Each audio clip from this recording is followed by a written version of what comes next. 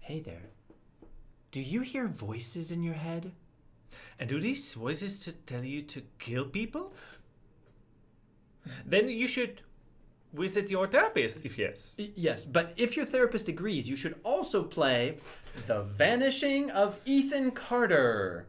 Yes. What kind of game is this, Michal? Well, this is one of these walking simulators. Even though you can run in this game. So running and simulator. it is, open world, first person, exploration game. Whoa. Open world?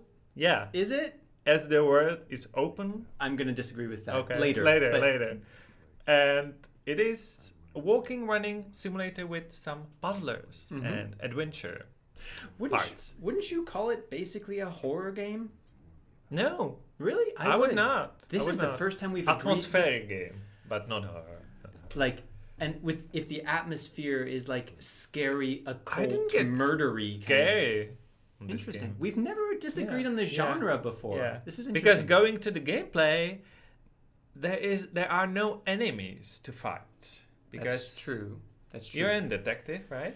Well, but the story is definitely scary because you are an occultic detective named Paul Prospero, and you have received a letter in this sleepy little, I believe, German town where a boy has disappeared. Actually, not only the boy. Basically, everyone has disappeared, and some bad stuff went down that involves murder and the occult and voices in people's heads, and you have to figure out what happened. And it gets pretty dark and bloody at certain points. I don't think this is a great game for kids or people who scare easily. No.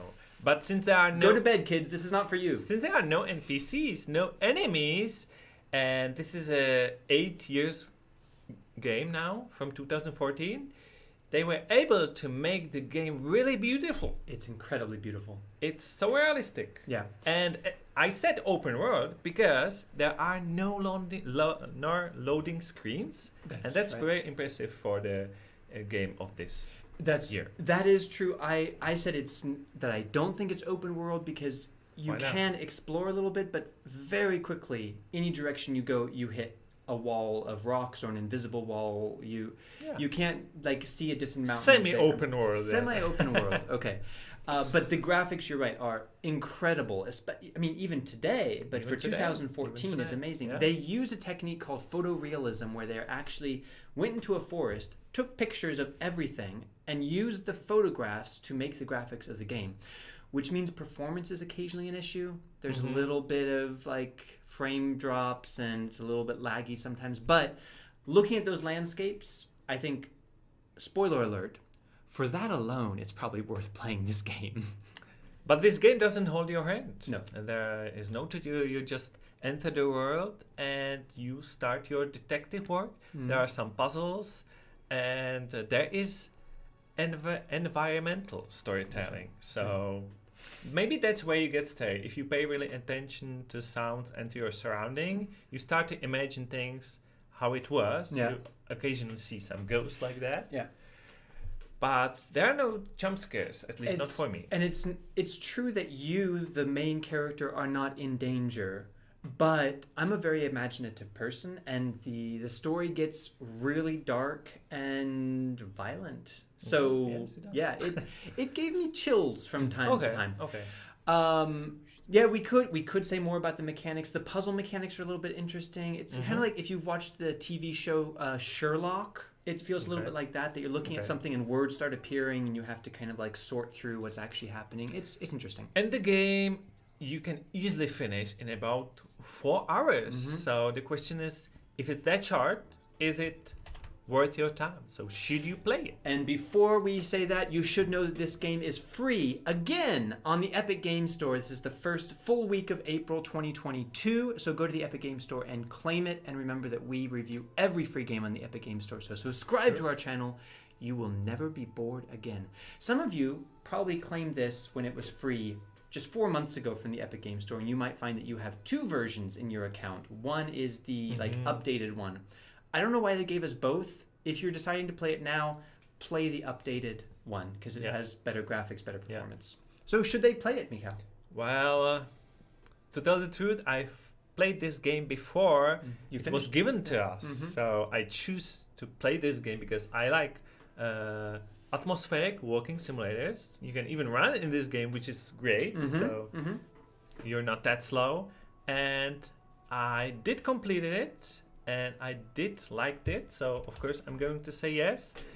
But what I like most about it is really how the story is in the environment and these detective thoughts of yours. And I mean, the game is fully voiced. That's always nice. And at that time I played it. The game was really beautiful. So if you have a low spec computer, I think this will be the best graphic on your computer. Well, I am not a fan of horror games, and I do. This is not a horror game. Well, I think that is a valid point. It gets to the edge of being a horror game if you're really imaginative, if you're playing in a dark room at night. But it was never like too scary for me. Definitely, I think it never got to the point of being a horror game. And so then, like, the environment is beautiful. The place is beautiful. The main character is well written and well voiced. The characters that you're investigating are interesting, and the place feels like it has so much personality, even though it's a pretty small space. But it's so interesting to explore and so beautiful to look at. At times I was just stopping to look at the valley and the trees and everything. And it's free. Like, if it was, I don't know, $20 or $30 for a 4-hour experience, I think I would really hesitate to say that it's worth it. But when it's free, yes, it's worth trying and being in this world for a few hours. It's a memorable experience.